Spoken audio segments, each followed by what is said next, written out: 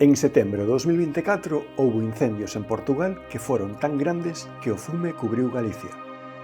O que vemos nas imaxes non son nubes, nin néboa. De feito tiña que ser un día solleiro. Mentres tanto, no mar segue a haber vida.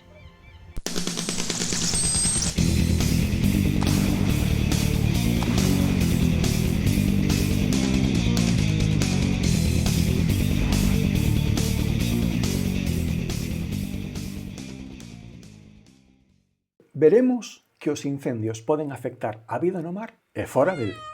Entre 2019 e 2020 houbo incendios incluso máis grandes en Australia e o fume foi arrastrado fora do continente, pasando entre Nova Zelandia e a Antártida ata chegar case a Chile. É dicir, percorreu unha distancia de máis de 8.000 km. Pois a esa distancia demostrouse que, ao chover, as partículas do fume nutriron o océano con ferro, provocando unha proliferación de microalgas.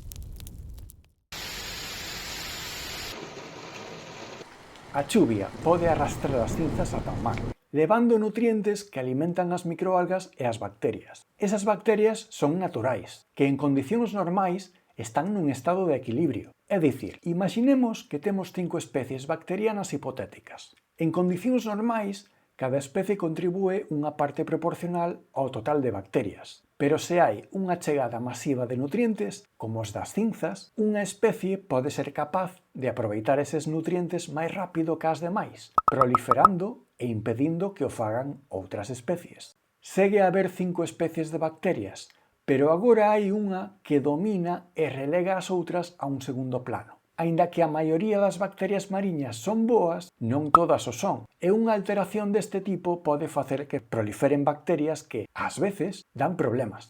Ademais, algúns compoñentes das cinzas poden ser tóxicos para as microalgas e as bacterias boas.